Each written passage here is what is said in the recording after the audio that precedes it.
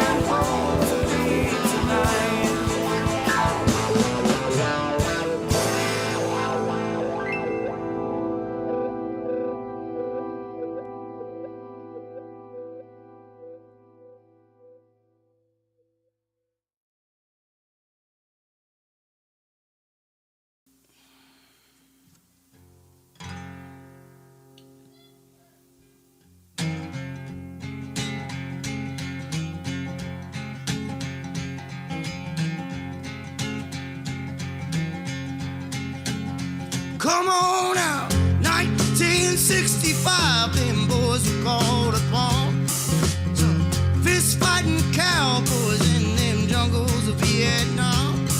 I'm an airborne man, baby. Drop me anywhere you please. Yeah, I'm one mean motherfucker. Don't you never double-cross me.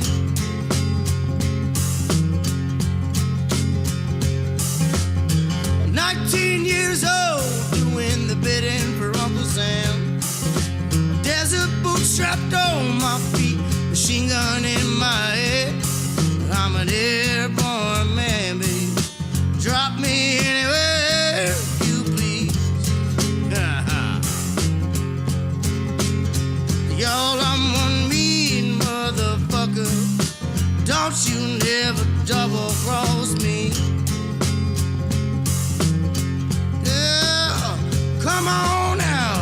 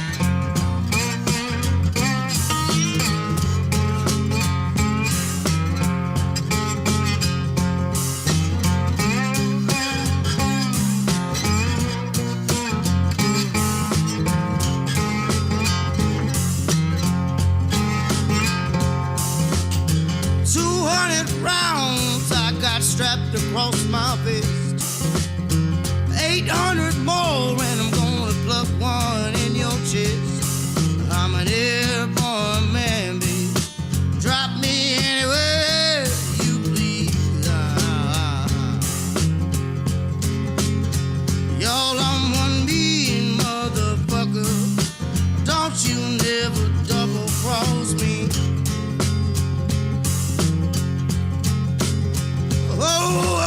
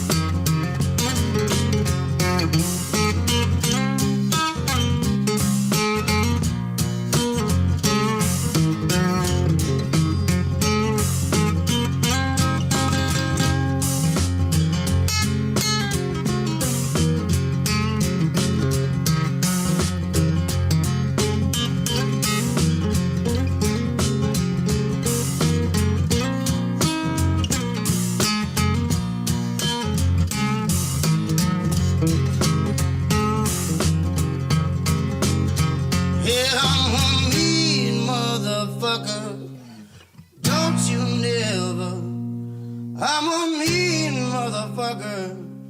Don't you never. I'm a mean motherfucker. So don't you never double cross me.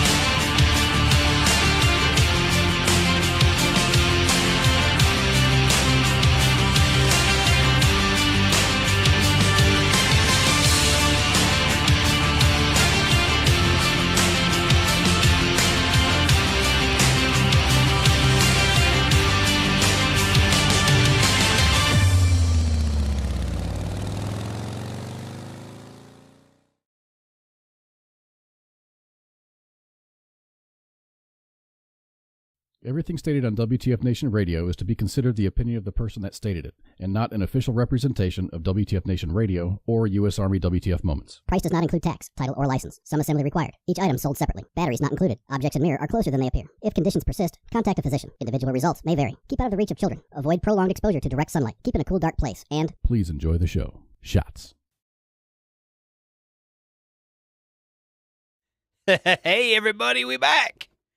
We back. It's the 3rd of July. It's the last night that some people in this country are going to have all 10 of their fingers. Think about that. Hell yeah. Welcome to fucking U.S. Army WTF Moments, WTF Nation Radio. I am Radar. Welcome to the Smoke Pit. We are here. Oh, God. We're going to make it quick tonight. And TZ has some stuff. She's got some stuff she's dealing with, so she is out for tonight. We'll make it a quick show, and every time I say that, we go for fucking 3 hours. So we'll try not to do that. But my wife's at work, and my kids are all gone, and I don't know what to do if I could. I should know exactly what I'm going to do. I just have to do. Hey, good evening, David Cunningham, Phil Leach, what's going on? It is Tits McSqueezy. How you guys doing? I want to appreciate everyone for being here. Austin, thanks for being here. I know it ain't Bliss, but hey, I'm glad you're here, buddy. Thanks for being here. Fucking everyone's showing up, man. Hey, so 4 hours. We're doing 4 hours. We could.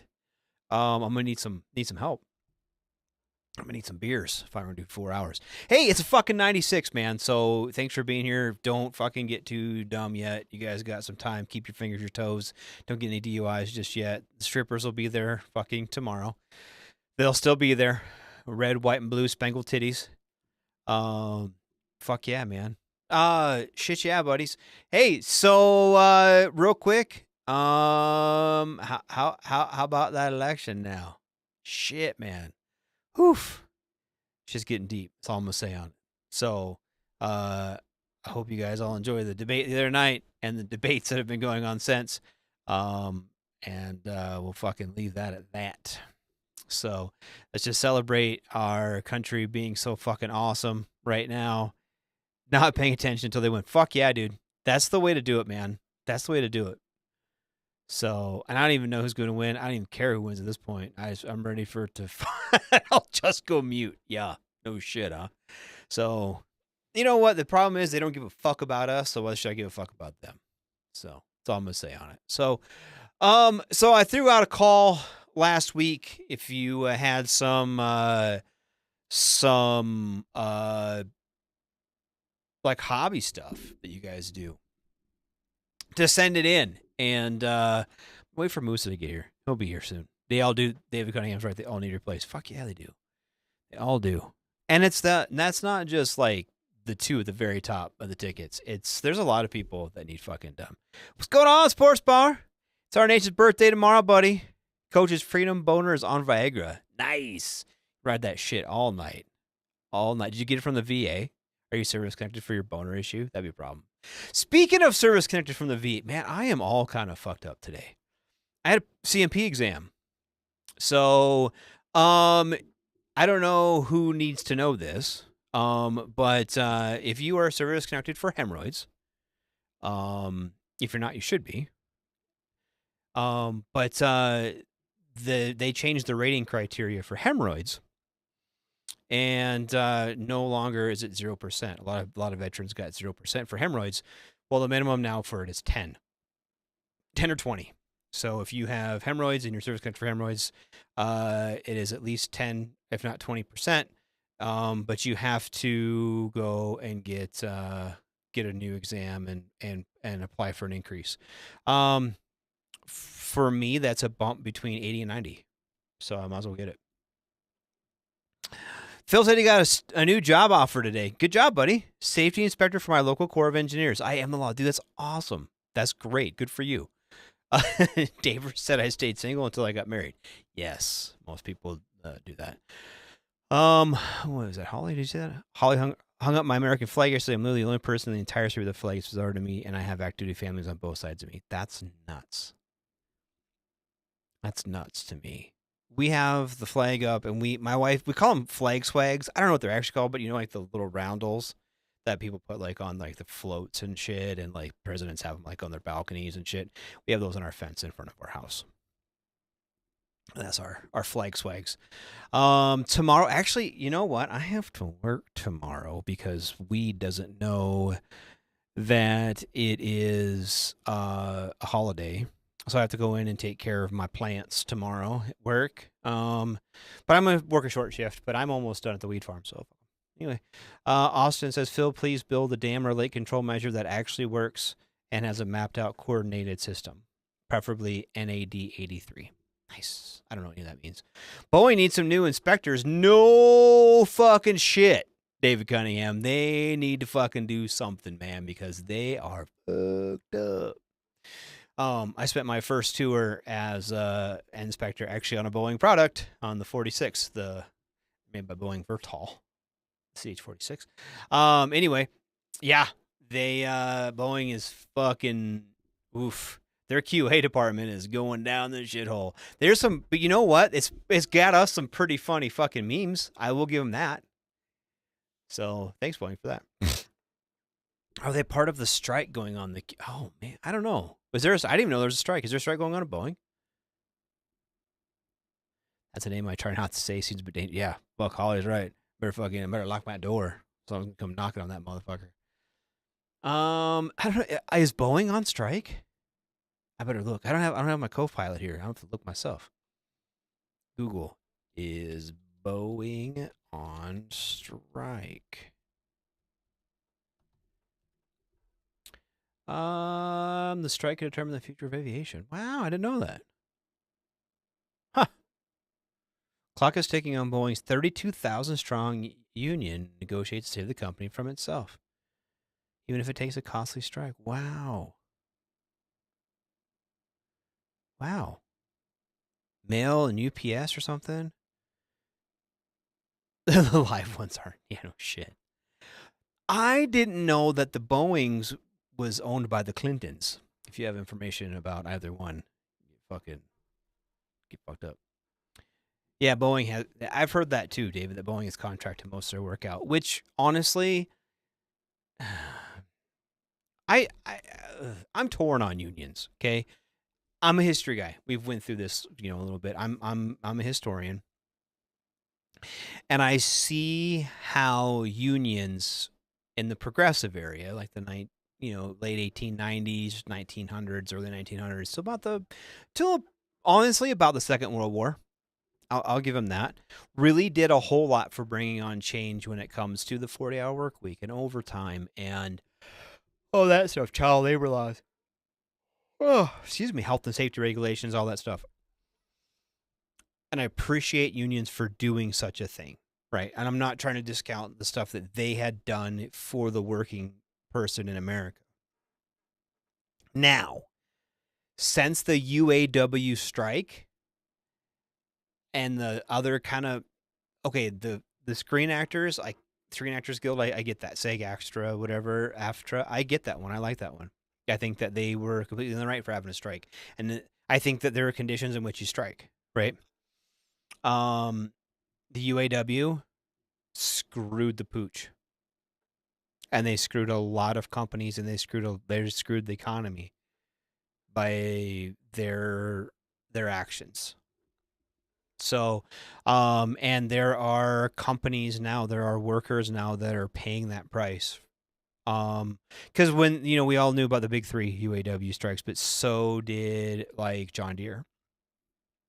John Deere went on strike at the same time as the UAW, and they are basically moving the majority of their operations to Mexico. They can no longer afford to operate in the United States. So, I mean, we praise that. I think workers should get paid more, and I think that corporate profits are bad. Bad. You know what I mean? Like, I think they're out of control. Like, how many teachers go on strike? The fucking teachers union needs to go on strike. Those are people that need to go on strike because they're making fucking peanuts. But you look at some of these people that work for fucking Ford and GM that are making like fucking $180,000 a year, and they're still fucking shit up, and they can't get fired because they're tenured. Like, come on, there are some real problems with the UAW, right? But yeah, the teachers unions, absolutely, they're getting hosed, and they don't fucking get nothing. David, you're 100% right. Teachers deserve more. Teachers 100% deserve more. And like I said, there are unions that need to go on strike. There are unions that need to fight for their workers and fight for things because there are some workers in this country that are being treated unfairly while the corporations make record profits. The UAW is not one of them. Period. So, Austin says put schools back in the hands of the state. I'm going to say no. And this is why. Okay, South Dakota basically dictates everything for the school board, right? Schools, right? The local boards have some say in things, right? But South Dakota teacher pay is like 49th in the nation or some shit, right? Our pay is atrocious. And that's from the state. That's from the state. The benefits are mediocre at best, and the fucking pay is atrocious. I mean, the starting pay is like $26,000 a year. You're better off, honestly, like around me. There are teachers that accept positions at the school district in my town, and we are full of affluent retirees, right? And so, teacher out of college, $26,000, $27,000 a year. Then they need to order. You cannot touch a house in this town for under $250,000, period. If you are lucky, you may find a trailer house that needs work. You're going to pay $150 for it and $500 a month lot rent. You cannot rent in this town right now. You cannot rent a place. You cannot rent a place for under $1,500 a month, period. And so how are you going to get? We have teachers come in, accept positions, realize I can't find anywhere to fucking live here, and then fucking turn it in. Our middle school is short like 3 teachers in like 6th, 7th, and 8th grade. Land prices are fucking ridiculous around in Spearfish in my town. If you want to go live in the fucking BFE middle of nowhere, it's great. You can get fucking 60 acres for like I saw this joint. It's about an hour north of me. And it was 60 acres for $59,000. It's cheaper just to live in your car. Absolutely it is. There's towns that aren't that far away that actually, if somebody were to move here, if someone got a job like because like the city, like the cops pay like $50,000 a year here, give or take. It's like $33 an hour, so like $60,000 a year for a starting police officer. But there's nowhere for him to live. Sheriff's deputy, same thing. I tell you to go live in fucking Wyoming, which is 17 miles down the road. 17 miles down the road, you can get a house for about $85,000. It's not very nice, but it's still a house. But yeah, fucking teacher, administrators get fucking $300,000. How much overtime? How much overtime for what? Buc-ee's doesn't have mold in the bathrooms. That's right. You know what? Every Buc-ee's that I've been in 3 of them, 3 different Buc-ee's. And they're all way nicer than any fucking barracks room I've ever had. Yeah, the military qualified for WIC. How fucking shitty is that? How shitty is that?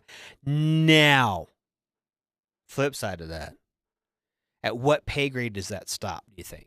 Is that like E5 and below, you think?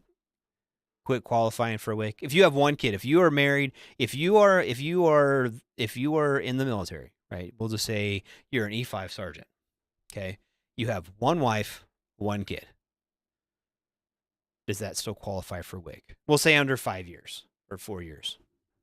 5 years, whatever. They get first contract. Do you think that would still...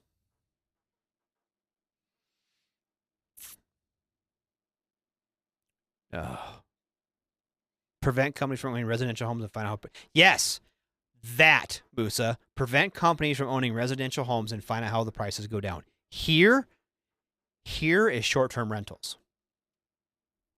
Here is short-term rentals.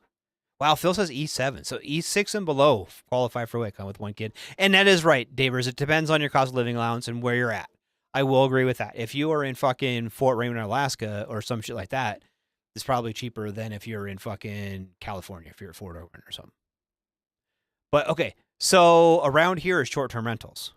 And there's actually a push. There's a push around here to drastically, like almost double the property taxes on short-term rentals. Holly knows an E6 that qualifies in Clarksville.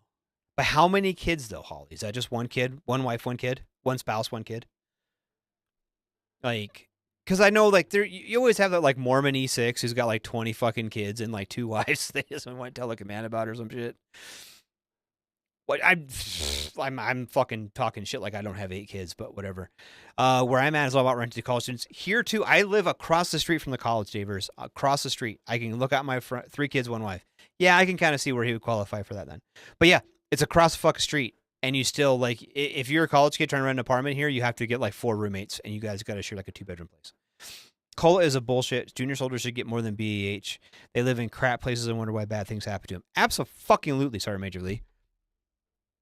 Absolutely. And here's the thing that fucking pisses me off about all that, okay, is you go to fucking base housing. Good fucking base housing, and you find senior staff sergeant, sergeant first classes, fucking sergeant majors, and first sergeant shit living in fucking base housing, and you got some fucking specialist with a wife and a kid who can't get into fucking base housing, right? So they have to go fucking live out in town, and their fucking BAH covers 50% of their fucking rent, not covering their fucking utilities, not covering anything else, right? Yeah, keep base housing. Fuck yeah, dude. Base housing is fucking ridiculous. Base housing is fucking... And then half the time, the fucking base housing is dog shit anyway.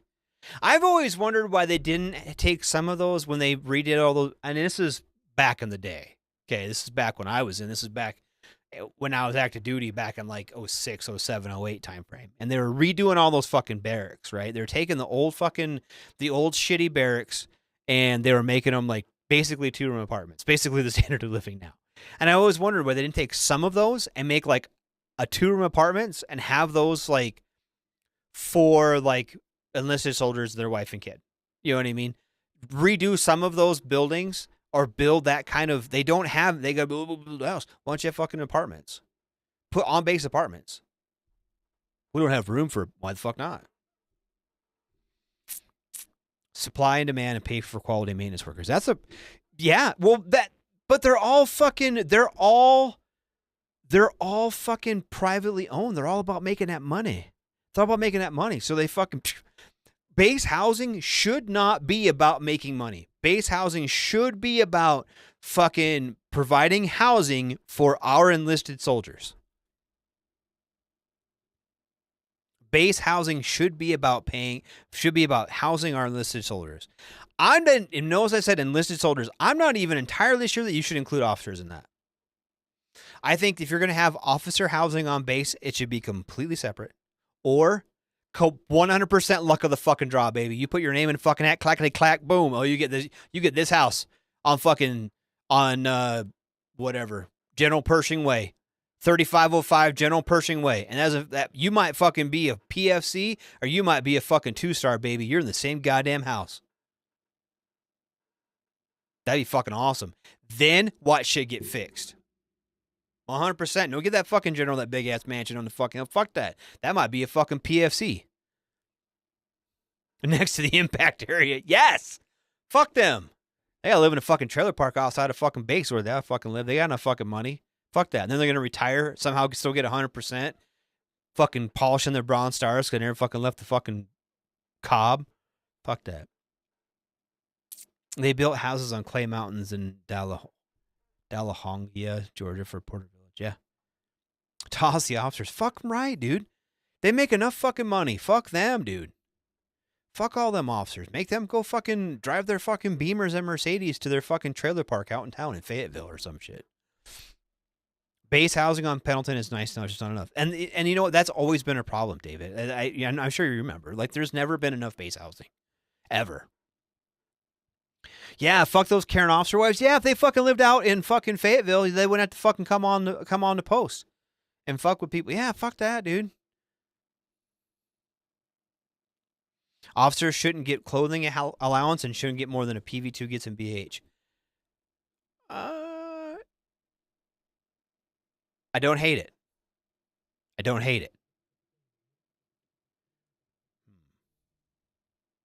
Yeah, I don't know. I'll think about it.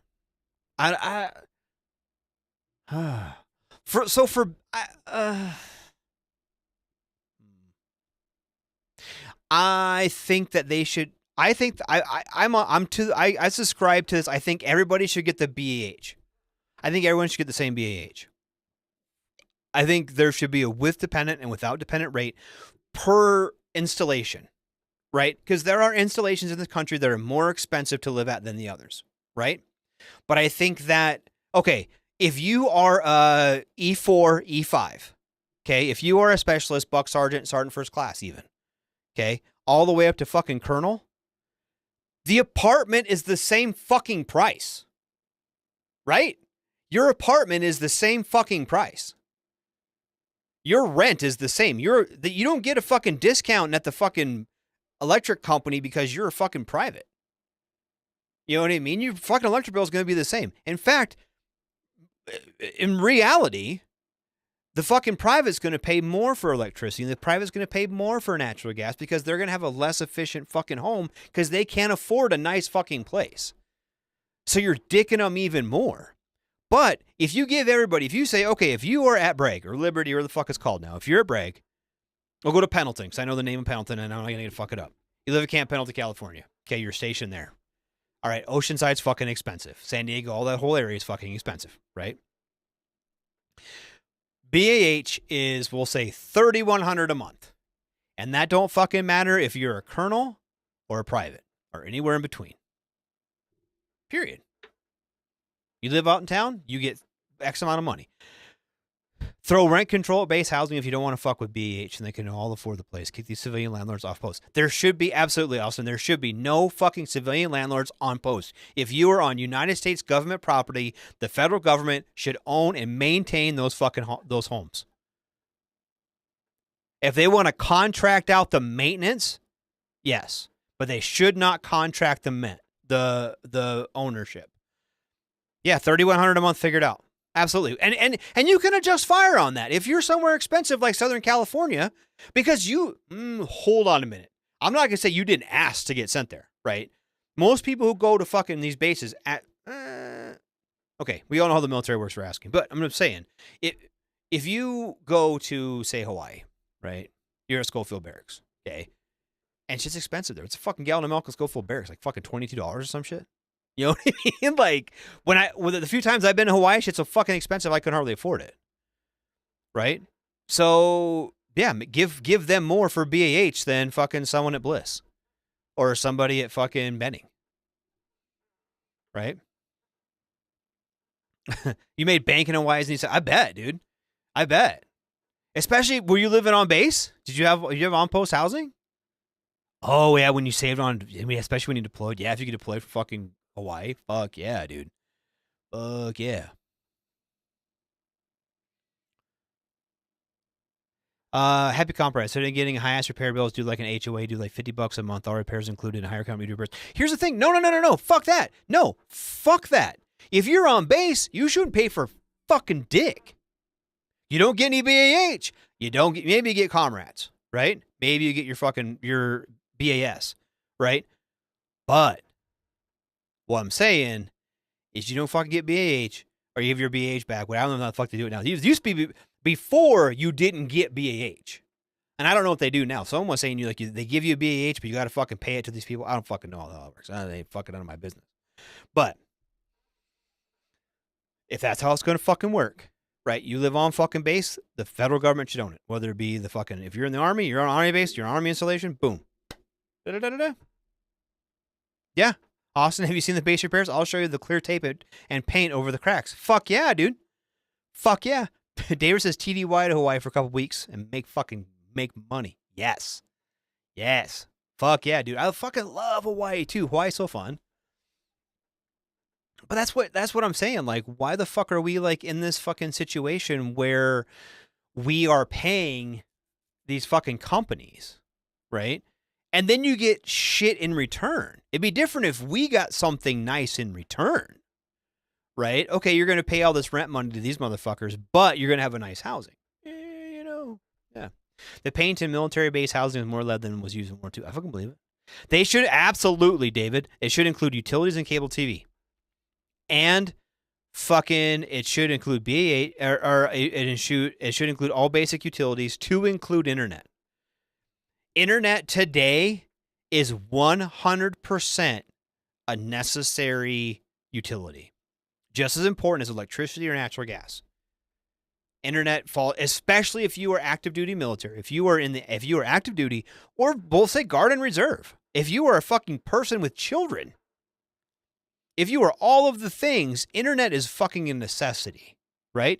But especially if they're going to require you to get fucking, to do your correspondence courses and do your fucking distance learning, all that fucking bullshit, you're going to be expected to do that in your own home, in your time off, but you got to pay for the fucking internet. Why does the USAF get substandard housing pay when living in Army installation? Because we have substandard fucking housing? Everybody, and this is the thing. There is nobody in the military, lieutenant colonel or below, who doesn't think that we have substandard living, right? We all know this. Every swinging dick who's ever lived in any fucking barracks, we all know that this is fucking shitty housing. So David said he's currently on at Fort Knox TDY and needed to pay for internet in a room. Yeah, that should just be fucking included. If I go stay at a fucking Holiday Inn Express, I could go stay at a fucking shithole hotel.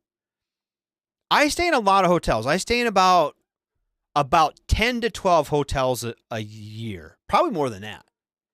Conservatively, a dozen hotels a year. Okay? Every fucking single one gives me a card when I check in that says, here is the code for our internet. Period.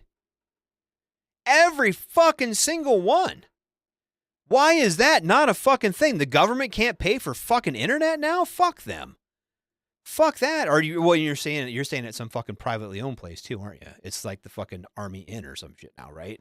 It's not even fucking. I went to stay. We were down Carson. We were down in and I was gonna stay there on base. And it's like it's like a Hampton Inn or some shit now. It's the same fucking room that I stayed in when I retired out of Carson.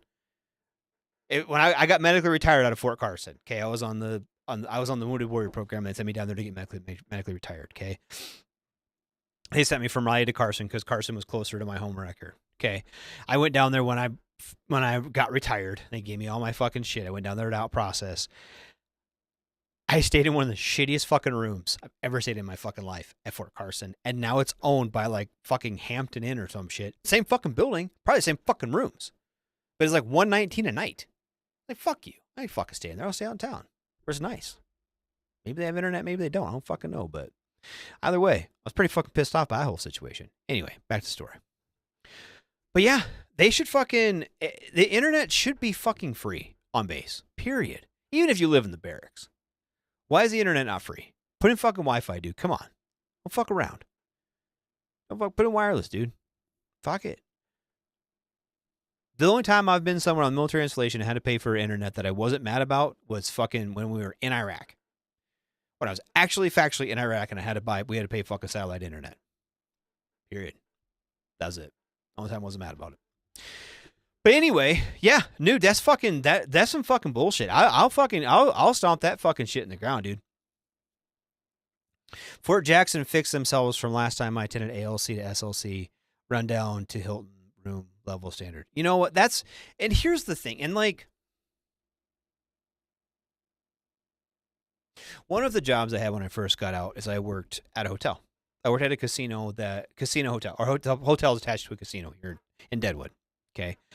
Our operating cost per room, if it was occupied, in order to pay the housekeeper and average of electricity and all that shit, was $19 a night. That's how much it cost to rent out that room. That was the laundry soap. That was the toiletries that were in the room. And this was a chain hotel. This is a nice place. I'm not saying it wasn't like some mom and pop run Super 8. It was a fucking nice place, right? Less. I think now I talked to a friend of mine that works there now. It's like $22 a night now. $22 a night is what it costs. And that's if the room is occupied. If the room is not occupied, the cost of the room goes down considerably to like $7 a night or some shit. Then that's enough to basically keep the heat on. And that is an average. That counts what it costs to clean the pool and heat the pool and serve breakfast and all the other shit. Okay? Hotels are, once they're built, are exceptionally cheap to operate. So why in the fuck do we not have that kind of level of, I'm not asking, okay, if you live in the barracks, yeah, fucking thanks, Austin. Go take a shit, buddy. Pound whiskey and then tend the brisket you're smoking. Hey, fucking have a good weekend, buddy. Whiskey and fucking brisket. That sounds amazing. Hey, thanks for being here, buddy. Be here next week, too. We're here every fucking Wednesday. Anyway, back to the story. There is no fucking reason, dude, that these rooms shouldn't be fucking nice and kept up to like a Holiday Inn fucking standard, right? I'm not even saying you got to have fucking housekeeping. I really think one of the best discipline, I'm not saying, not ways to discipline a soldier. That's not what I'm saying. One of the best ways to instill discipline into a soldier, sailor, airman, or Marine, is to give them their own space and have them keep it clean. Okay? There's a certain level of personal accountability that you have when you have your own barracks room. Okay? I think, this is me, this is radar, I believe that every single soldier should have their own bedroom. How about actually mentoring counsel? Absolutely. Absolutely. We should do that. But to show you actually care about 100%, you should take, okay, you take new private, comes from AIT to your unit. Hey, Sergeant Radar, I'm here. Yeah, I have my own room in the Marine Corps too. And then you parked a fucking motorcycle in it. You're part of the reason they don't have fucking nice rooms, dick. Good job. My room's a fucking mess too. But you should take new private and show them how to do the things, right? And how to fucking live their life. That's part of your job as an NCO. You should take care of them as their first line leader. You should show them around. You should embrace them and fucking help out. You should do all of the things to make these people whole, right? To turn them into, to mold them into the future leaders that they should be. Phil said the new ones built on Hood and Lejeune are actually really nice. They're split 1 per room and 2 per head, 4 per common room. Yeah, that's how a lot of them are. Yes, teach them how to handle finances and just help them, that's just keep them in the barracks and get mad when they destroy things. Yeah, absolutely. That's a good one. We should do that. But not to be mentored, to be recommended for promotion. I think that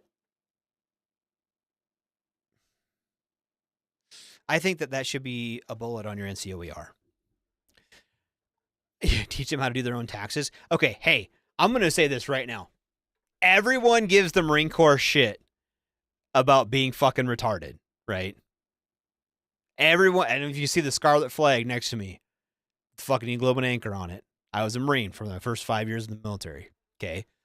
Now, the very first fucking thing I did as a Marine, you go through boot camp, and then you get Eagle Globe and Anchor, and you finally get called Marine, right? No longer recruit, you're a Marine. One of the first fucking things I did was math for Marines as an MCI, as a correspondence course. And you learn how to do your fucking financials and shit. That's one of the very first things the fucking Marine Corps does. One of the very first fucking things. Before I left San Diego, before I left MCRD San Diego, they had us do it there in our fucking squad bay. And the fucking drill instructors were walking around like they have like a week and they're no longer, now they're a staff sergeant. Instead of being drill instructor, staff sergeant, so-and-so. Now they're staff sergeant, so-so, right? Yeah, Daddy NCO going around teaching you how to do these things. When your first interactions with an actual Marine after fucking boot camp is your drill instructor showing you how to do things like your taxes and fill out a budget and do these fucking very basic tasks, right? Where did that fucking go, right? And I'm not saying that every fucking buck sergeant should have to sit down with his fucking fire team and fucking get their shit done. I'm not saying that. But you do. You have to mentor these kids. You have to remember how many of these fucking kids come in as privates or specialists, right? And they've never lived on their own. They've never had to do their own taxes. Most of them never had their own bank account. Or if they did, it wasn't one that they monitored. You know what I mean? It was like, it's like my fucking kid. My son graduated and 2 weeks later was on a fucking plane to Fort Leonard Wood. I taught him how to fucking balance a checkbook, but I was the exception, not the rule. I don't know how many of these fucking kids graduate high school and don't know how to fucking balance a checkbook or write a check. They don't teach them that in school. Parents take it for granted. Then they send them out, and then, hey, Soren, you got this kid. He's bouncing fucking checks all over the place. He didn't fucking know how they work. He doesn't know to check his account. He doesn't know how to budget his fucking money. Well, it's not my problem. Fuck yeah, it is. You're supposed to be his fucking mentor. You're supposed to sit him down and help him with things. Hey, private, why the fuck are you spending $800 a month on OnlyFans subscriptions or whatever? Navy used to require a financial class before they classed up for a while. Yes. Yeah, in Pensacola, when we were down there for A school, like the Navy had to do like things like that to class up, right? In order to get a fucking pass to go out in town, they had to fucking do like a budget and shit. They had to show them how to do it. How many do you think would actually pay to be mentored and guided to be successful for an next promotion? You know what? I think that should be a thing. Yeah, OnlyFans, 21st century problems, right? Our Major League, 100%. Yeah, they should do that. They 100% should do that. You should be able to take your kid, and I'm not saying like there's a fine line between babysitting and not. And anybody who's worn stripes fucking knows that. You don't need to micromanage your kids, your privates. You just got to make sure them privates are cleanly shaven. Know what I'm saying? You know what I mean? Everyone knows what I mean, right? Like you could take your soldiers and you fucking, like, you mold them a little bit. You got to clean them up, right? Their parents did a certain amount. High school did a certain amount. Drill instructors did a certain amount. They learn a certain amount of AIT. And then they get to you. And then you got to mold them a little bit more. And then they're going to be leaders, right? And they're going to fucking do. If I still have checks, I still have money. Fuck yeah. Especially if you're a fucking private. Especially if you're living out in town on your fucking piss poor BH and you're gonna fucking you can't afford fucking baby food. You can't afford fucking diapers. I very, very vividly remember like the 28th, 29th, and the 13th and 14th being float a check day. Motherfucking float a check day. And anybody who's been a fucking PFC or a Lance Corporal or a specialist fucking knows float a check day. Especially if you got kids. And mama needs diapers or whatever. Yeah, fuck float a check. See if it fucking works out for you. That shit's probably gone now. Yeah, you got to mentor them, Gary. That's right. That's that. And there's, like I said, you're not their parent, right? You don't got to be the daddy. But you do got to fucking mentor them a little bit. You got to help them out. How many of those privates be able to pay for mentorship to be recommended to be ready for promotion? I wouldn't do that. I don't think that I could do that for money. I couldn't set up like a service and mentor privates for get ready for promotion. That's part of the NCO's job. The fucking NCO should be paying that shit, right? The NCO should be paying that shit. You want me to prep your soldiers for the board? You want me to fucking write a budget for your fucking soldiers? Motherfucker, you better take my fucking duty. You take my duty, I'll work with your fucking private. You fucking throw me some fucking cash money when your guy fucking gets soldiers to the quarter board. If NCOs don't give a shit, here's the deal. If NCOs don't give a shit, that should reflect on their NCOERs. This is what I think. Okay? That's right. Every private is different. Know your Joes. Now, here's what I think. That every NCOER should have one bullet from a subordinate and one bullet from a superior. All the way fucking up the chain. Right? One bullet on your NCOER should be from a subordinate. One of someone you in your first line, right? 100%. One bullet on your NCOER should be written, good or bad, and that gives you as an NCO the incentive to lead your fucking troops and do it right. NCOs are held to a higher standard, 100%. That is your fucking... We're in a process now, a thought process now, where we're no longer a wartime army. We're a peacetime army, right? And we've been moving towards this for a while now, right? We have been moving to this basically since the fucking end of the surge in like, what, 09, 2010, right? Now, we have been changing the thought. When that changes, right, it goes it goes from a rank to a pay grade. Does that make sense? Like, we no longer aspire to be a staff sergeant because we want to lead people. We no longer aspire to be a first sergeant because we want to lead people. We aspire to be an E8 because we want to make more money. And that's the difference.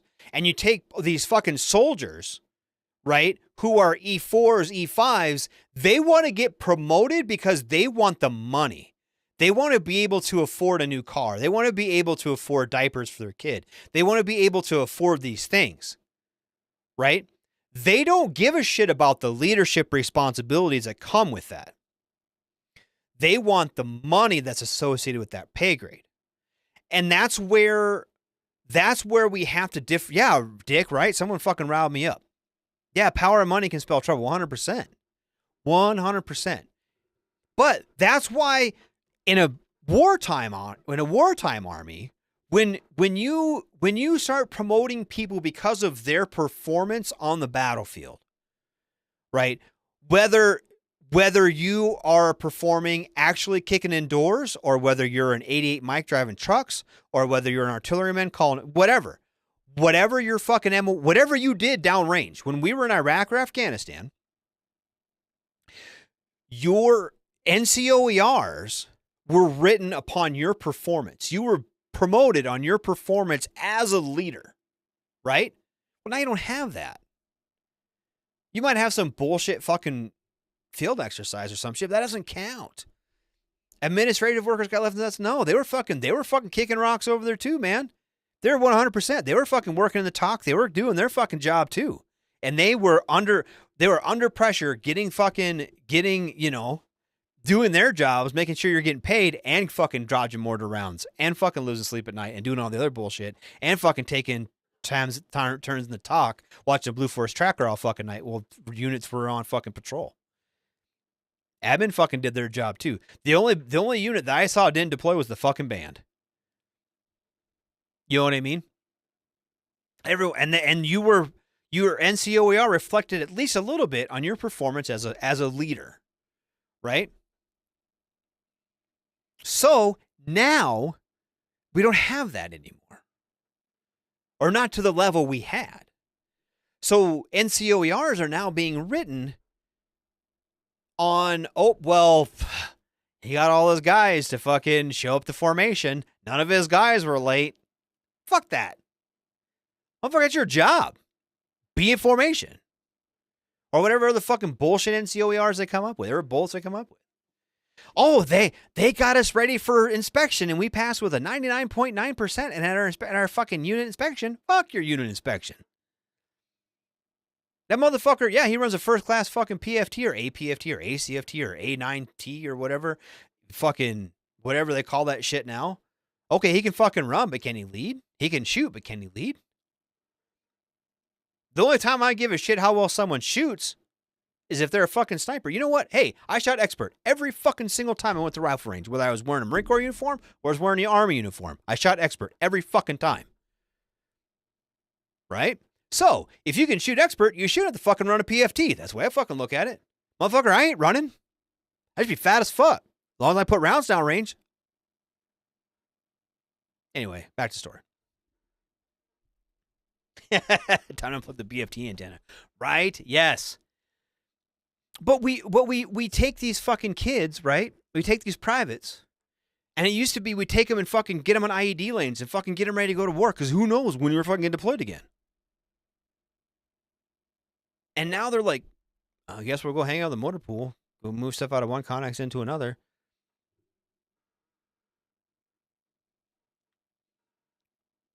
Yeah. E78, E9 knows the field, not the people, now the ones promoted. Yeah. Yeah. Iron sights. Iron sights, fuck ACOG. You know, honestly, I never shot an ACOG. I had a CCO that I never fucking used. I honestly, like, I never fucking used it. I have pictures of me in Iraq, and all I have is my 203 and fucking iron sights. I didn't like optics. I still to this day don't like optics. So, but anyway, back to the story. You know, we got, like I said, God forbid fucking we get into another war. It took us a long time to get ramped up to fucking fight effectively in Iraq and Afghanistan. It took us a long time. I was there from the fucking very beginning. I can tell you how bad it fucking was. People were fucking running around like chickens with their heads cut off. Fucking shit that we didn't know we needed didn't work. You know what I mean? Fucking 10 heaters didn't fucking work. Because no one fucking fired a fucking 10 of them. Half our fucking GP medium 10s had holes in them. We fucking ain't used them in like years. They sat. We came from the Clinton era. We didn't have any fucking money to do anything. Half our fucking helicopters didn't work. We didn't have any money. Yeah, the M16A2 service rifle. Fuck yeah. Dick said I was iron sights, but they give an advantage, so I'm all in for movement and technology. You know, I agree with that. I don't. They didn't help me. So I didn't care. I didn't want the extra, especially when I was downrange. When I was in Iraq and I'm banging my rifle around a fucking gun turret. I know I had the fucking carrying handle, right, with the screws on it. And I took all my shit off and I put the carrying handle on it. So I know that fucking sight was accurate.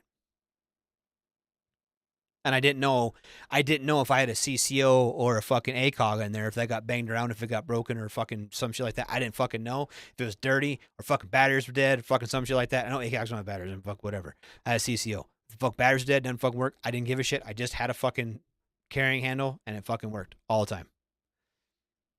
Next battle will be how quickly our military can integrate and use AI with our machinery. 100% in drones. But here's the deal. We are 100%. Okay. Scenario. Okay. Something happens. Fucking Joe Biden wakes up tomorrow and says, we're sending everyone to fucking, we're going to fucking Ukraine, baby. Pack your shit. We're there. We don't know how to fight on that battlefield. Period. We've never trained to fight on that battlefield. We've never trained to fight basically the First World War again. Now it's a First World War with fucking drones, man. Joe waking up. Yeah, okay. Yeah, right. Okay. If whoever tells Joe what to do wakes up tomorrow and sends us to fucking just give Biden to lunch and forget to fucking told someone, right?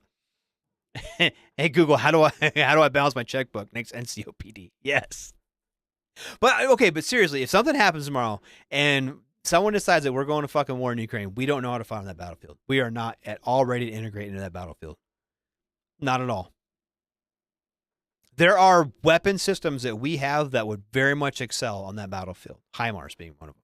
Basically, any artillery. If you're a red leg, you can fucking go out there and fight this battle, right?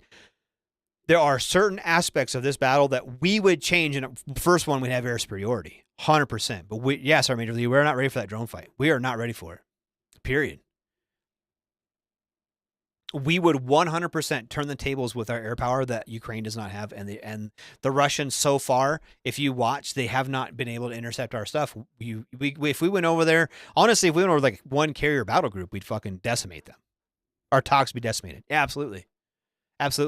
We don't have any counter drone stuff. Nothing to the effect. They're working on it. Yeah, Russia's losing 1,000 troops a day. And they don't, but here's the deal, Dave, with that. They don't care.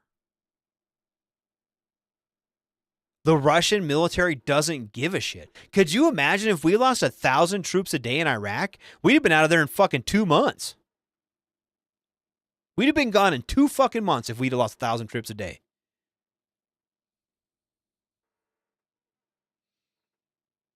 It was like a good spooky boy war, Ranger and above. That's what Afghanistan was supposed to be. Yeah. See, here's the deal. I don't know if C2 is gone, insanity ensues quickly. I don't believe that. Right now, with our NCO Corps, I think we still have enough NCOs who fought in GWAT that would fucking be able to take over. We are very, very, very good at that. We are very good at NCOs being able to lead the way. That was something that was really preached. And, you know, those of us who remember GWAT being in Iraq or Afghanistan, that, hey, this is NCO's war. You might have a lieutenant, but really it's fucking sergeant staff, sergeants, and sergeant first classes making these calls. Your platoon sergeants are making these calls in these positions because they're the ones who are the boots on the ground. They're just reducing the inflation cost analysis in their country by reducing their overpopulation concerns. Whew, they're doing something, buddy. You know what they're doing? And actually, it's kind of fucking genius. Is Putin is taking people from the fucking areas that revolt and don't really like being Putin and being under power of Putin and taking all their military-age males and throwing them in the fucking meat grinder and saying, bye, see ya. That's what he's doing. He didn't give a shit. He doesn't give a fuck about those people. Now, if it's fucking people from Moscow, people from St. Petersburg, if they were the fucking elites, he'd give a shit. But so we don't understand. We look at Russia as Russians, right? They're not. There are so many. Russia is huge. The Russian Federation is huge. And it's full of different ethnic groups that speak different languages and different religions and fucking different belief systems. And they're very rural and they don't give a shit. They don't give a shit. They just want to fucking live their lives and fuck their goats and fucking very much. If anybody was in Afghanistan, they're very much like the Afghans. They don't give a shit. They're very tribal. They just want to be left the fuck alone. And only when you start fucking with them do they fuck back. There's a lot. I saw the fucking demographic numbers. There's people in Russia who don't even have fucking running water and electricity still. And this is fucking 2022 when I did that study. Russia is spending, I don't remember what I saw, like hundreds of millions of dollars a day and losing 1,000, on average, 1,000 dead, 1,000 a day. That's not killed and wounded. That's dead, man. And they don't give a shit. They don't give a fuck. We can't fight that battle. We have to care. If we brought home 1,000 dead soldiers, sailors, airmen, Marines in fucking body bags, if you had C-5s landing, C-17s landing every day at Longstool full of pallets of fucking bodies, whew. Man, that'd be terrible. We wouldn't fucking do that. Yeah, they have 21st Texas. I don't know. And this is the thing. We looked at Russia as having all this stuff, and then we found it didn't work. Is this news propaganda? I don't know. I don't think so. I don't get paid. I'm just an observer. But how do we fight that? If we got called into that, whew. Yeah, David, Russia lost somewhere around 500,000 troops as the war between them and Ukraine started. Since they started the war in Ukraine. How do we fight that, man? How do we fight on that? Whew. That's tough. What they say is being reported, I don't know. I watch a lot of like fucking Telegram channels and shit. I'm still pretty interested in it. And so I watch a lot of fucking shit, and it's fucking nuts, man. And it's fucking scary as shit, dude. Like, there was these dudes, the fucking one that blew my mind the other day, it was like 2 days ago, is these fucking dudes, they're in the back of like this fucking, like, look like a John Deere Gator kind of thing, right? They're fucking trying to get away. They had a wounded guy, they were in this like Gator, and they're trying to it's like a Chinese fucking Gator thing.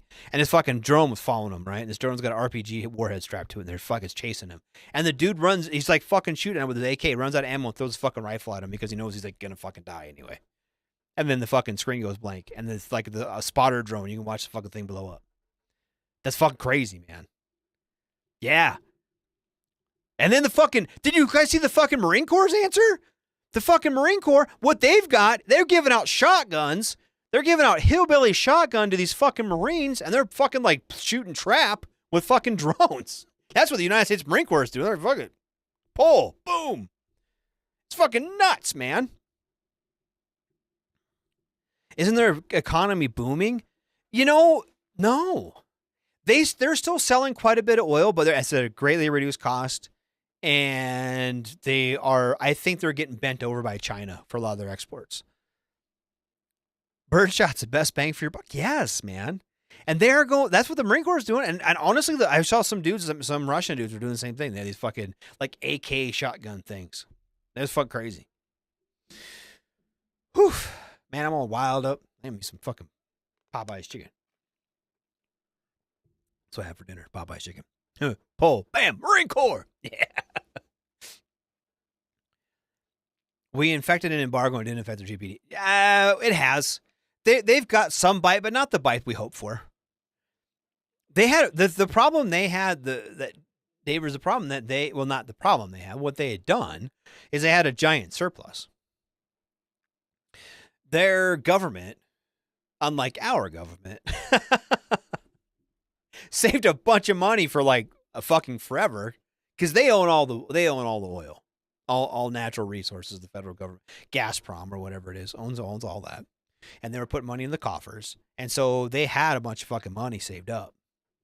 So that's why the sanctions have, and they're starting to bite a little bit. They are losing some. It's costing the war and everything in their economy sinking. It's costing them more per day than they're making, but they do have that part of there. Aren't they part of OPEC? No, they're not. I don't believe so. But they can't sell oil. Like they have like this shadow fleet of like old ships that's fucking they're basically going to India and going to third world countries. It's a fucking big scam, dude. We told Ukraine to stop. Yeah, because it's fucking because they don't want Biden to fucking not get elected. Oil for Cohibas. Yes. The battle zone is totally different now. That's why the Marine Corps eliminated their tanks. You know, yes and no. But I think the Marine Corps still looking at a battle doctrine of fight in the Pacific. They're still looking at fighting China and fighting in Taiwan and fighting that kind of basically their traditional Westpac kind of stuff, right? And tanks on a beach don't make any sense. If we got into a land battle, like I said, going back to if we went to Ukraine today, if we wanted to roll into Ukraine, the Marine Corps wanted to roll into Ukraine, I think that they lack the armored vehicles to make an impact on that. When you have two trench lines with a no man's land in between, and they're trying to fucking deal with that, I don't feel like getting rid of armored vehicles would be the answer. But I feel like the Marine Corps, for the battle doctrine that they're trying to move to, not having those armored vehicles would do well. Having and keeping light armored vehicles, Amtrak, stuff like that, but they're losing some of that heavy armor that I don't think that's the smartest thing for the Marine Corps to do, but that's up to them. I think that they should develop some sort of, and I know like the new Amtrak's got like a 90 millimeter gun on it, or they were testing like a 90 millimeter gun. They still need to have something that's got some oomph to it. Indo-PACOM and Eurocom should be issued PlayStation control drones supplemented with C4 to see what happens. Here's what I think we should do. Okay. I think we need to have, hear me out.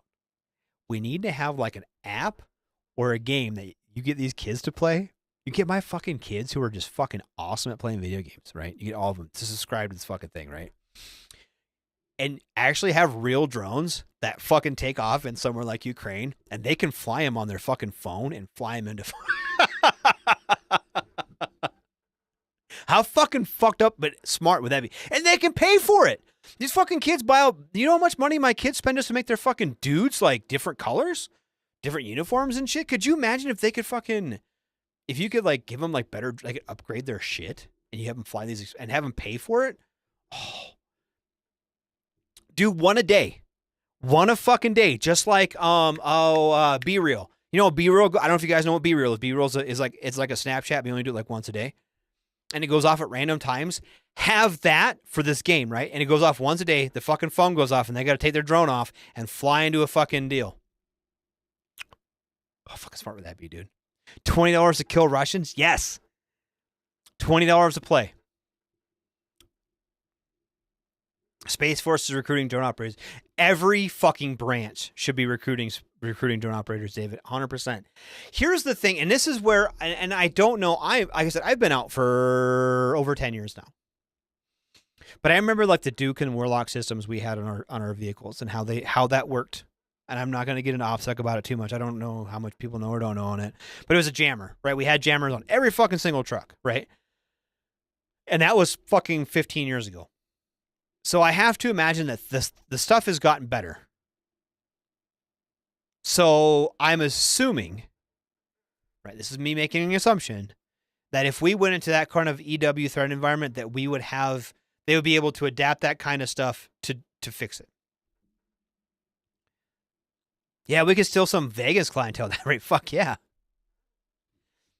But I'm just saying, like, I think that they could. I think they could do that. I think we would have some sort of VW stuff, but I think that drones, as much as we resist change in the United States military, we resist change. Oh, it's fucking stupid. What the fuck gonna do with that? You know what we're gonna fuck do with it? We're gonna kill people with it. That's what we're gonna fucking do. There's a certain amount of lethality that comes with having that stuff that we just simply don't use. And I think that is to our detriment. I think that change comes slow in the military. Look how long it took us to get rid of fucking Humvees, soft-sided Humvees, and go and get moved into MRAPs. And they expedited that shit. It's sort of like 5 years. It takes so long for a new piece of equipment to come online in the military. Even if it's an update to a piece of equipment we already have. It takes forever to integrate that into and all the things. It would just be, even Ukraine right now is still using like off-the-shelf drones, and they're changing the frequencies on their own. Fuck crazy, man. Anyway, yeah, I think we should do that. I think we should fucking make some money on that shit. All right, it's been about an hour. We put a call out. I put a call out last week about hobbies. Sergeant Major Lee says, I'd be interested to see what DARPA has behind the curtain if the balloon goes up. Yes, I bet DARPA's got some shit, man. Like I said, I bet there's a lot of shit that we don't know about, that I don't know about anyway. If you're active duty, you might know more about it than I do, but that stuff that I don't know about. Anyway, we put a call out last week.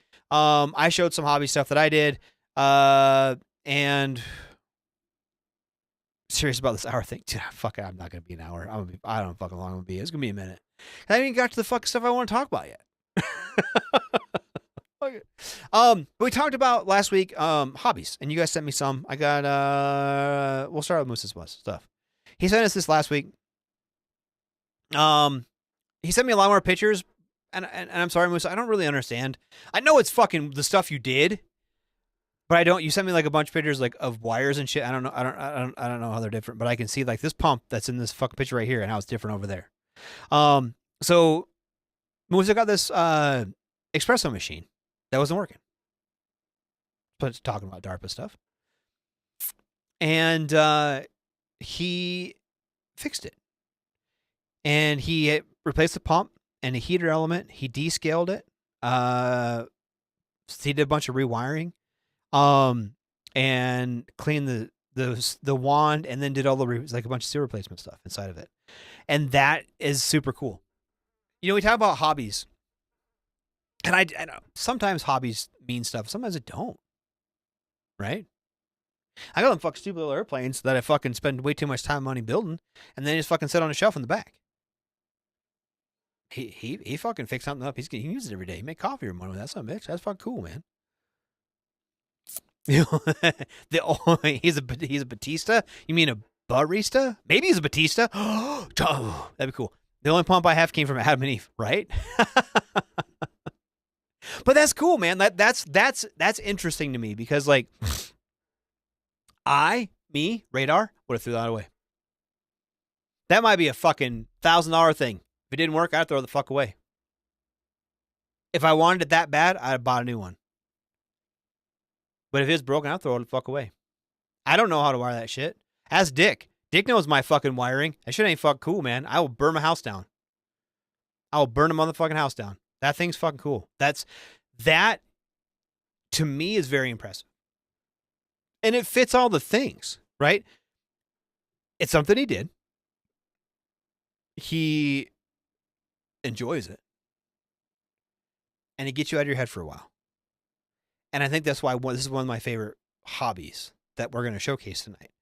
Because it's not something you consider a hobby. It's not people like, people are like, oh, what kind of hobby do you do? People are like, oh, I play music or I fucking whatever. Very few people fix things anymore. And I think that's awesome. So mostly that's why I fucking, that's why I think it's impressive. Good job, buddy. Let's see. How do I get up there? Anyway, Gary is next.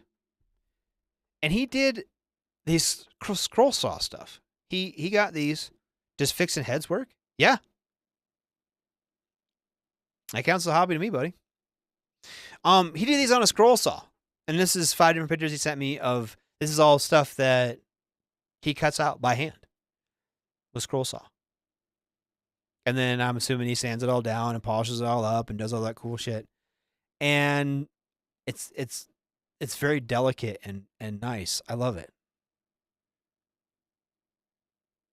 Does he have race cars? Does Moose have race cars? Did I miss something? Yeah, I couldn't draw a straight line with a ruler either. Sorry, Major. You're right. These are amazing. And I don't know if you guys have ever used a scroll saw at all. But you have to like take the little blade out and like change it around and like do weird shit to like, you know what I mean? It's not just a simple like, oh, and cut it all out. That's actually a lot of work and a lot of planning and a lot of like, get the delicate details like in the feathers and stuff. Like it's a lot of tedious little work and cleanup and all that. And it's very impressive. The amount of detail is very impressive in those, Gary. It's very awesome. So Captain Wayne sent me 2 different things he does. So I'm gonna highlight both of them separately, even though the one kind of fits. But these are some photographs that he's taken. We showcased. He sent me the eagle with the flag last week.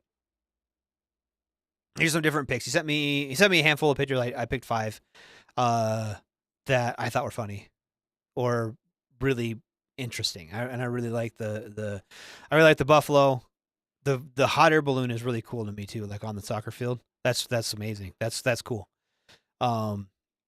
Anybody who's been around photography a lot knows how tough it can actually be to get cool things. Gary said those take 18 to 30 hours a piece, just him in the garage. That's awesome. Those are great, dude. Yeah, the big 2-horned kitty, don't pet those. Yeah, these are some amazing photographs, dude. Those are great. And then the other thing he sent me is these paintings that he's done. And I didn't realize I messed this up, and I just realized it as the show was already going. The middle 2 photographs are of the same painting. It's just a glow in the dark kind of paint on it. And it's rotated. I rotated the one because I wanted it to fit. Didn't realize that it's the same. The middle 2 pictures are the same. There's like a black light or a glow in the dark paint on it. But these are paintings that he has made. And they're really, really, really good. I've never been able to, I'm autistic. I'm not artistic. So I can't do those. So these are very, very cool to me. And I appreciate you sharing your art with us, Cap Wayne. Heath. Oh, Heath. I love you, Heath. He's going fishing, buddy. Fuck it. He said, I'm fucking fishing. And he said he does some amateur porn. And he thankfully didn't send any of that in.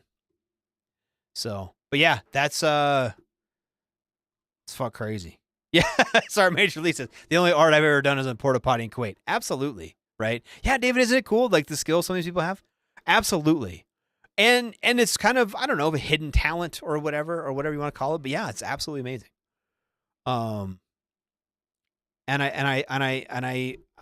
I'm really thankful that we share these things with each other because I don't know, everyone has their fucking dark moments, right? Everyone goes through some shit, and these are kind of ways to deal with that shit. And it's kind of, some people don't even fucking know, right? Like, I mean, fuck it, let's go fishing. I mean, honestly, like, if that's something you might be kind of half interested in, and you go to fucking Walmart, get like a little starter set and a fucking bag of worms. You can get like, what's that, little fucking starter pole and a fucking little tackle box and a fucking little thing of worms for like $25. And go fucking catch some fish. Or try. Maybe get out of your fucking brain a little bit. You know what I mean? So that's amazing to me. People who can do that. Get into Finnish hobby horse radar. I think you'd be good at that shit. Nah, I'm good, man. Speaking of you, Dick, this is next. Now. Yep. Sorry, Mason, if you don't know what your hidden talent is, go try. Eventually you'll find it. Absolutely. Yeah, Davers, you're right. Inflation is real, but like the fucking starter poles are like $20. But I mean, they're fucking. It's whatever, little Zebco 33 or whatever. It's probably not even that anymore. But okay, so we see Dick's fucking shit here, right? You don't need that camera. That's a nice camera and lens. That's a nice setup, and he's got some amazing photographs with it. I've got two. These are my dick pics. But you don't need that camera to get some of these images. You can still take awesome photographs with your phone nowadays. I mean, you're not going to get the level of detail and quality of some of these photographs that like Captain Wayne had or Dick has in these photographs. Captain Wayne didn't say what kind of camera he's got, but I imagine it's probably not just his phone. With how much, but you know what? Hey, sorry, mate, I'll say this. I have my camera's not as nice as Dick's, but it's still a pretty nice camera.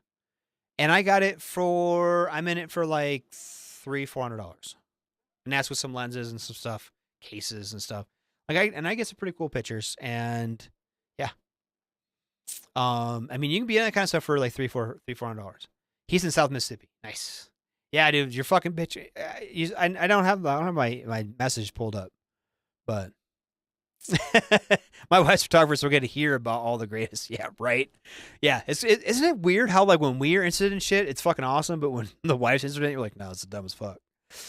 Anyway, here's some more pictures of that Dick is some other dick pics. Some deer getting that little Haktua, fuck shit like that. Tabor says he really enjoys looking at numbers, Elliott waves, and Fibonacci theories, and see how I can relate to them to things. That's awesome. Yeah, deer getting a little Haktua, trying to fucking. But yeah. But I will say this, like, you don't have to have a fucking $1 million camera to get some cool images nowadays. And I think that, tomorrow is the 4th of July. Everybody's going to have videos of the fucking fireworks going off. But, we all see fucking fireworks. Fucking don't do that shit. But, Haktua. Right? Hey, Dick sent me that. I can't take credit for that. But no. Yeah, just travel, take road trips to relax and unwind. Absolutely. And like at the beginning of the video, that's me on a motorcycle. I ride my motorcycle to relax and unwind. I do little model airplanes, little model tanks. I fucking do this. I do this. This is one of my hobbies. I come here every week and I sit in my little basement, my little bunker, and I fucking, I engage with you guys because I like this. This is one of my hobbies. I enjoy this. I really do. I enjoy hanging out. Mount Rushmore, dude, I'm like a fucking hour away from there. I'm in Spearfish. Davers, absolutely. Just walking a good 30 minutes helps to unwind. Yes. And that is a great way. That is a great way to clear your mind and fucking just be awesome. Absolutely. It's weird how a little walk or a stroll or a hike is just a walk in the woods. Oh, fuck it is. Interacting with wildlife. Yeah. Come to my fucking yard, dude. Sorry, dude, you will like it. It's awesome. It's really cool for about a week. Yeah, whatever helps. And honestly, and that's different for every single person. So I was listening to one of my podcasts today. And it was like, it was a model podcast. It was on YouTube actually, but anyway. And they were talking about models and how people do them. How in depth people get in their stuff. And how it's different. Like, okay. And I'm going to use what I know. Go back to model airplanes. Okay. There are people who try to get as historically accurate as possible, and they will find a picture of an aircraft and they will match the markings and match the decals and match the weathering and the grime and the environment they were in and do everything they can to make their little model airplane as close to resembling. Like, there's guys who will like count the fucking kill marks on like a BF-109 and make it perfect. Right. And then there's people who paint them the wrong fucking color. There's people like I'm going to be in a group build. I don't have any of the pictures on this computer, and it's called the Wrong Markings group build. Okay, and so I took some BF 109 or BF or Focke-Wulf 190s and a BF 410, and painted them like they were World War II U.S. Navy colors. How the fuck not? Yeah, it'd be crazy with it. Have fun. It's art. Have fun with it, right? Yeah, if you decide to pet that kitty, get it on film. Absolutely. Fucking people flying with fucking buffalo. Actually, no, we haven't heard anybody doing that yet. Hold on, Rachel's. But yeah, fuck, this place is awesome, dude. Come out here. I think everybody should go out to Mount Rushmore, go to the Black Hills. Everyone should do it once. Yellowstone. If you've never seen something like Yellowstone, you should come out. Absolutely. But if you watch the show Yellowstone, I want you to know the auspice of the show is don't fucking move here. I don't like it when people move here. Just kidding. I don't usually move here enough. If you can afford it, come up. Give it time. It's still early in tourist season. You know what? Yeah, and probably starting on Saturday, actually, I started the casino, Dick. So I'm going to be up to my fucking earballs with tourists. Yeah, if you end up on the Dutton Ratch, that's fine. Just don't go to the train station. You're fine. But in all reality, like there really are some amazing places in this country and it's not just, Mount Rushmore's cool. Yellowstone's cool. Fucking the Tetons are cool. Every state, yeah, nearly every state has something cool in it. Okay, backstory. I have a friend of mine, a friend of Dick and I's actually, Ashley. She came out from Texas. Never been here before. And I, at that point, had lived out here about 10 years. And I travel. I live in an area where my mom's family's from. So we came out here vacation in the summer when we were kids, and kind of like, don't go to fucking Rushmore, it's tourist trap. Don't go here, it's tourist trap. That's all fucking tourists. Stay away from the tourists. We'll go fucking. And I know all the back roads. I know all the cool fucking back places to go hike in that there's no tourists and places to fish and all that. And that's where my family would take me. So I was kind of always told like Rushmore to kind of shun it. You know what I mean? It's not cool. It's not whatever. All these fucking touristy bullshits. My friend comes up with her daughter. And I had a daughter. I have two daughters that was her age. Like they're sandwiched together. Like my daughters are a year apart. And her daughter's almost smack dab in the middle of them. And so all three girls were playing and having fun and whatever. And they were like 10, 11 years old at the time. And we went and did all the touristy shit. We rode the 1880 train, went to Reptile Gardens, went to Rushmore, did all the stuff that's super touristy, right? Oh, gotta go. All right, hey, buddy, thanks for being here. We'll be here next week, too. Be here next Wednesday. But anyway, so I took her and her daughter to all these places that I thought were dumb because they're tourist traps, right? But she got on the internet, looked all these places up, and I got to see how awesome this place was through her eyes. I don't know if that completely makes sense or not, but I got to see how much joy and how awesome, how breathtaking something like Mount Rushmore is when you don't see it on. My driver's license has Mount Rushmore on it. My license plates have Mount Rushmore on it. Half the shit in my house is Mount Rushmore on it. So when you see it all the time, every day, like you don't feel it. You know what I mean? You don't get the thing. So it was neat to see it through her eyes. So there's a place like that in every state. And so you don't really get to see that. I don't know, dude. You don't have to go very far, I guess is the thing I'm saying. There's that little fucking touristy joint couple towns over, or there's that museum that you drive by every day and you think it's fucking probably dumb. Go in there and check it out. Yeah, we are creatures of habit, absolutely. But like, if you get a chance, like I'm sure every county just about in this world has a fucking museum, right? Go check it out. You know what I mean? Go check out that memorial park that's got like an old cannon at it or some shit. You know what I mean? Or there's that old fucking jet that's hanging out outside of fucking VFW house or some shit. Go check it out. Just go see it. There's lots of stories in this country that's one thing I really enjoyed about studying history It's just all these. Everyone knows the big stories. Everyone knows like the Civil War battles, right? Or the fucking Revolutionary War, or like out here the big plains. But everyone knows fucking the Little Bighorn, right? But there's all kinds of other little things too, and little like family stories and town stories, and there's all these stories about everywhere. Everywhere has it. Whether you're in fucking BFE or you're in a big city. You know, if you're somewhere like Boston or fucking Philadelphia, like all the history has happened there. All the stuff has happened there. DC, anywhere on the East Coast, basically anywhere on the East Coast. Or you get out here, you go to California, and there's gold rush stuff, and there's fucking Western expansion stuff. There's Native American stuff. There's all different kinds of things that you probably drive by it every day. Don't even think about it. Go check that out. Go learn about your stuff, and then find those passions. Find those things that drag you. And I don't give a shit how strong you are, how fucking tough you are, all that shit. We all have those days, moments, sometimes longer, where you're in the fucking guts. You know what I mean? You're in the shit. And that space between your fucking ears is a dangerous place to be sometimes.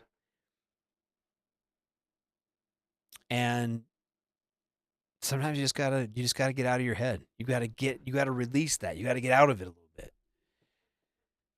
And sometimes like for me, it's building a little plane. And for Gary, it's doing some scroll saw work or something. Or Captain Wayne's taking some pictures, or Heath's fishing, or Dick send me pics. Whatever it is. Like, do that stuff. Find that stuff. Take your kids with you. They learn more than they will in any classroom. Absolutely. And if you go fishing, take your kids and teach them how to tie the fucking knots and teach them how to fucking cast a pole, man. And honestly, if you don't have kids, one of the best things you can do if you don't have kids and you don't hate kids or you're not a child sex offender, go volunteer to help kids. You know what I mean? Okay, I'm on the soccer board. Okay. I like to help kids. Like learn soccer and guide them. We always need coaches. We have coaches who like don't even have kids. Their kids are all grown. And they grew up playing soccer. So they're like, hey, I want to teach these kids how to play soccer. Just to get out of their head, out of their scope, give them something not exciting to do, but you know what I mean? Go volunteer the Boys and Girls Club or fucking the Y or some shit. And like, especially us as dudes, right? There are so many fucking kids in this world who grow up that don't have dads and don't have a positive male influence in their life. And they're going down bad paths because they don't have people like us to fucking show them how to be a dude. They don't know. We get back. I'm gonna circle back to where we started this fucking conversation, and I'm gonna call her good.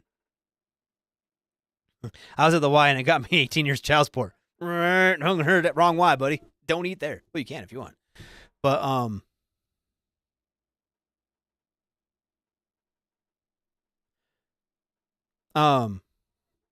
but yeah, but generally, like, these fucking kids don't have fucking friends. They don't have they don't have dudes who fucking, and they're gonna fall into bad spots, man. Just because they don't have someone to fucking show them how to tie a tie, or fucking shine a shoe, or fucking go fishing, play basketball, or soccer, or hockey, or fucking football, whatever. You know? And if you can make an impact on somebody, that's good. You know, we talk about all these fucking privates coming in. I love my son. I love my son to death. And if you know anything about his history at all, you know it was very, very bad. Okay? His mom was into some fucking bad shit, and he got out of it, but he still got kind of fucked up from that. And there's a lot of kids in that situation. And a lot of those kids go in the fucking military. A lot of those kids who are lost, a lot of those kids who fucking, yeah, Dick, you're right, he overcame a lot. Yeah, these privates can't even start a lawnmower. That's right. But honestly, they didn't have a dad to teach them. They didn't have a dad to teach them. They didn't have a dad to teach them how to fucking go fishing. They didn't have a dad to teach them how to fucking, they're just been an eagle and a hawk. Or how to ride a motorcycle. Or how to fucking fish. Or how to fucking do any of it. They didn't have a dad there to teach them that shit. That was a clutch. Right? Exactly. And they come in and we give all these private shit. but they don't have anywhere else to go. They don't want to go. They don't want to be in a gang. They don't want to go to jail. They don't want to go to college. So they come to the military. And that's when we go back to mentoring. Become their dads a little bit. Dick said his oldest is going in September to play with tanks. Now, Dick's kids got good dads. They got a good dad. Yeah, they're a product of socialization. Absolutely. A lot of these kids are a product of their environment. And that's why we do got to teach them how to balance your checkbooks, how to clean their rooms, how to fucking be people, how to budget their money. Some of those kids, honestly, they didn't grow up in a house with enough money to budget. You know, we talk shit about privates not making any money. There's fucking single moms making less than them, trying to raise kids. That's tough, man. And they grow up watching that. They grow up looking at that. And you know what? I don't even want to know how many fucking kids I knew that were sending money home to their fucking, sending money home to their family. They didn't have any. How not to be a sex offender so you coach soccer someday. Yeah, exactly. Right? They do background checks too. So, but seriously, like, you know, if you got the time and you got the gumption to fucking volunteer and help some kids out, absolutely. 100%. Yeah, you goddamn right this shit. And we've had some people not pass. And you know what? We had a girl they fucking pushed her out. Well, not from our soccer association, but from another one, because she had OnlyFans. Fuck that. She wasn't touching kids. She just was getting money. People were paying money to see her naked. Fuck it. Get OnlyFans, son. Yeah, you're right. Whether we like it or not, they are the future. 100%. And we got to do what we can to sculpt them. We got to do what we can. Because, like, when I was an NCO, when I was in, I looked at them like I was sculpting the next generation of leaders, right? When I was a fucking PFC, way back in the late 90s, I was told by one of my probably the best NCOs that I ever worked for. And he told me, he goes, Ford, you're going to have two kinds of NCOs. You're going to have ones to, and everyone's an example. Some are an example to be like, and some are an example to not be like. They're all examples. You take the best from every leader that you have, and you take their leadership traits and you make them your own, and you become the best leader you can. And then pass it on. Eventually, you have a good leadership core, right? You are sculpting those junior troops to be the next line. Eventually, you're gonna age out. You're gonna retire. I hear back in 1990 there are sergeants and there are E5s. Yep. There really are. There are sergeants, and then there are ranks, and there's pay grades. 100%. And like I said, but now looking at it, you're not only just teaching, you're not just forming the next leadership layer, the next generation of leaders. You're forming the next generation of Americans, the next generation of parents, the next generation of what we have. This experiment in democracy, right? That's our job. We form the next group. They form the next group. They form the next group.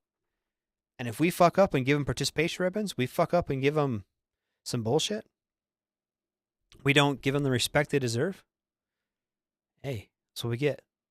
We're reaping what we sowed. So, keep it up. I think we're doing all right. I think we're doing good. Parents, mechanics, doctors, lawyers, computer, etc. Yeah. And they all have mentors. And we can be their mentors. David Cunningham says, our troops watch what we are doing. It was an honor to see some of my soldiers get promoted to first sergeant, sergeant major. Absolutely. Absolutely. Yeah, and we can't give them, don't use bad leadership as an excuse. We've all had bad leaders. Every fucking single one of us. If you have spent a day wearing a uniform, you've had a bad leader.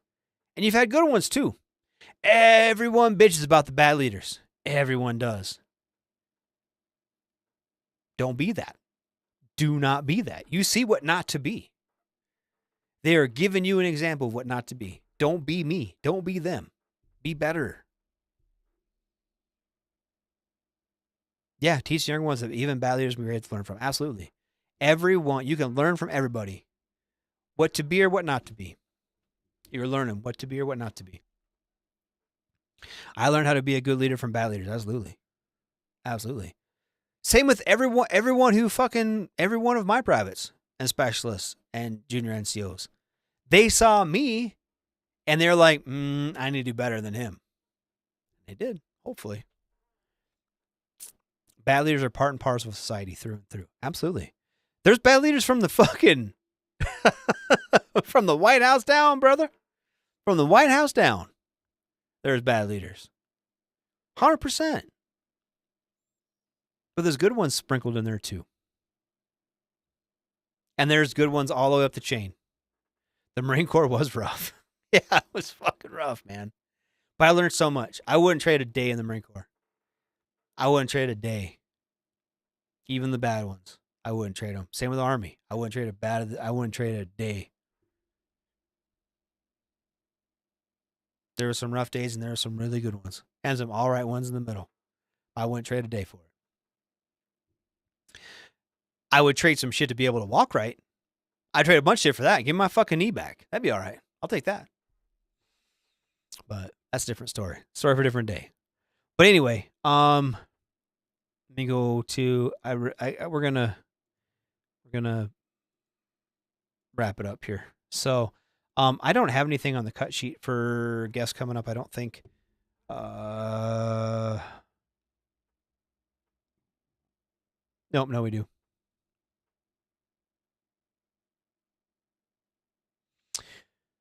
We have a guest coming up next week, next Thursday, July 11th. The Harding Project will be a guest on Sergeant's Time. Let me see if I have any bio information for them. The Harding Project is renewing professional military writing as a grassroots effort to organize. Oh, good luck, buddy. Wish me like interviewing for a state director for a nonprofit that helps veterans next week. Good luck. Absolutely. Go forth and do great things. That sounds great, man. Good luck with that. Anyway, the Harding Project will be here next week on Sergeant's Time, so next Thursday. We don't have any guests listed between now and then. Aviation was my happy place as a young troop. Absolutely. I loved flying. I loved everything about aviation. I loved the smell. Just the smell of the flight line. And anybody who's ever worked on a flight line knows that fucking smell. That kind of ratchety ass grease and fucking spray paint and fucking jet exhaust. Yeah. That everyone knows that fucking smell. I was so mad, dude. I had a fleece cap that I wore almost every day I was on the flight line. And it had that smell in it. And I just got out of the Marine Corps and I was dating this girl. Dick remembers her. Fucking the one that kicked me out of my apartment. Anyway, and she washed that fucking cap and I washed all the smell out of it. She thought it fucking stunk. I love that jet exhaust smell. Anyway. Nothing like the smell of JP8. Yeah, but not just JP8. Do that fucking the burnt, like the stuff that came off the fucking jets, man. Yeah, she was nuts. She was hot though. God, she was hot. As a parting shot, before you do something stupid that has permanent consequences, hit me up. Absolutely, absolutely. Anyway, so that's the only guest we have next week. You have been listening to me, Radar, right here at the Smoke Pit. We're here every Wednesday. I am switching profession. I'm going from growing weed to being a bookie. I'm going to work at the casino. One of the casinos in Deadwood. That's what I'm going to go do. So I should be able to schedule it where I have Wednesdays off because I still want to be able to do this. This is like I said, this is one of my hobbies. I really enjoy this. We may have to switch nights. I'm not for sure yet. As of right now, I should be able to keep Wednesdays, but if we have to change, we'll let you know. Tomorrow night is the 4th of July. We are off. We're off. Go enjoy being Americans. Don't blow any fingers off. Show up next week, not looking like CQ. Now, Friday night, Friday Night Freedom tragically has come to an end. Cause has had to leave us to pursue some professional stuff and cannot no longer be the show. So we are without a show on Friday nights now, and I'm sorry to hear that. Saturday is a Don's Day. Day no spanky activities. We will be here. We'll be with our families hanging out. Enjoy your 96. If you are still do it. Have fun. Sunday is Sports Bar with the actual King, Smith, and Coach. They'll be talking about some sportsing stuff, hopefully getting ready for the NFL season coming up. We need to see preseason football starts August 1st. And we need to see if we're going to do a fantasy football league again this year. In years past, we have done a fantasy football league or two with our listeners and people and honor personalities from shows and try to beat basically Coach. And it's fun to watch Coach and CQ fight. So, but I think we're going to do, I haven't talked to him about it yet. We haven't really said anything, but we're getting close. Oh, we are getting ready for the Olympics. That's right. And we just watched America got their shit pushed in Copa America. Anyway. Friday Night Freedom, I could do that, but I don't work at the Pentagon anymore, right? It's from the basement of the Pentagon. We should do Friday night. I don't know. I don't know what's going on with Friday Night Freedom. Because like I said, Cause had to go. I don't know if we're going to have another show on Fridays or not. I'm sure eventually something will fall in there. And it may be the Smoke Pit. We're not sure yet. Anyway, Monday night's a Monday edition. Aptly named because it's an edition that happens every Monday. ICE will be there bringing up some current events and whatnot. Maybe we'll have a new Democratic presidential nominee by then. I'm not sure. And then Tuesday night is Pop Culture Warrior with CQ. Talking about some pop culture stuff. The new Marvel movie's coming out pretty quick. The new Deadpool movie. That's going to be fucking exciting. I'm sure we'll be talking about that. And then next Wednesday, right back here with me and TZ. Should be back next week. Yeah, peace, Armin. Hey, thanks for being here, buddy. We will see you guys next week. Ursula, you're late. You're late, hon. It's we're wrapping things up, man. Sorry, you're not. Sorry, you're late.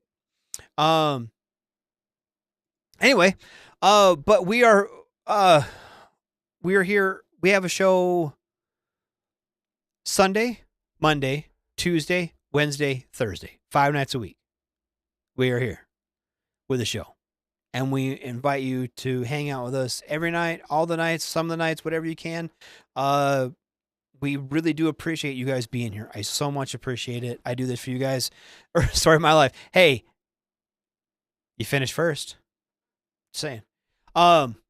Anyway, I do appreciate you guys being here. It's been a blast. I will see you guys next week. We are going to end on we'll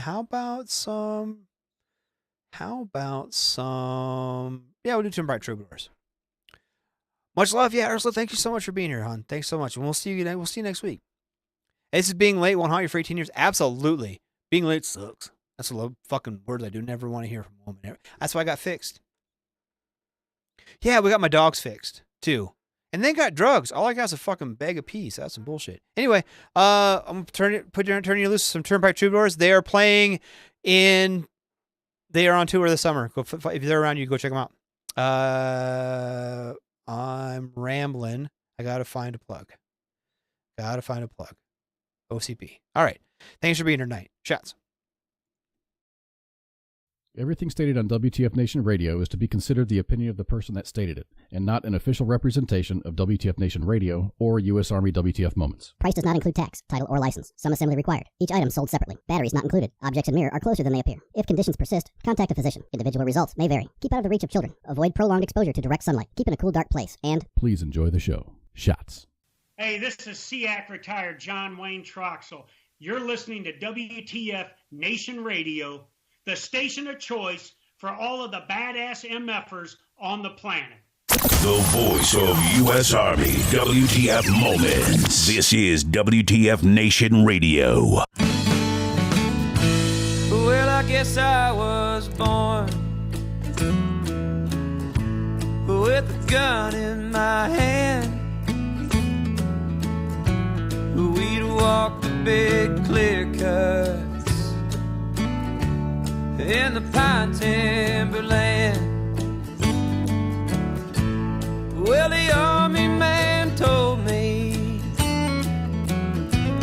and I could defend the free. Oh, and draw me a paycheck and get a tech school degree. I said, hey now, Sergeant, that sure does sound fine. Well, a sawmill ain't hiring. Tell me, where do I sign? Won't you light a lantern for me? I'll be gone, but not long. Won't you keep a candle burning? Won't you leave the porch light on?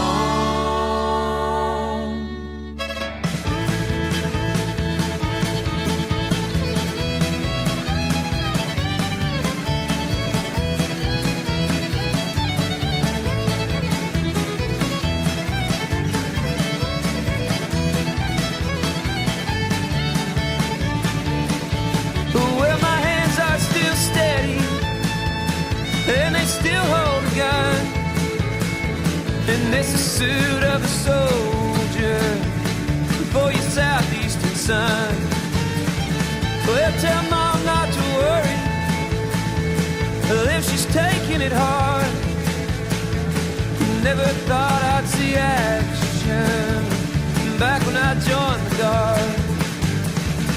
Well, all this will be over more later than soon, as I wrote in a letter beneath the big Afghan moon.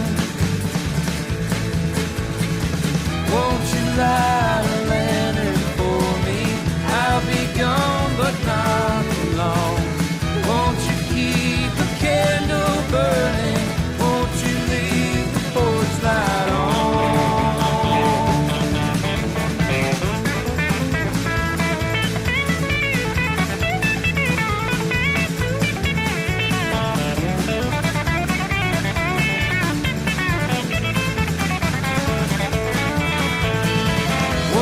Light a lantern for me.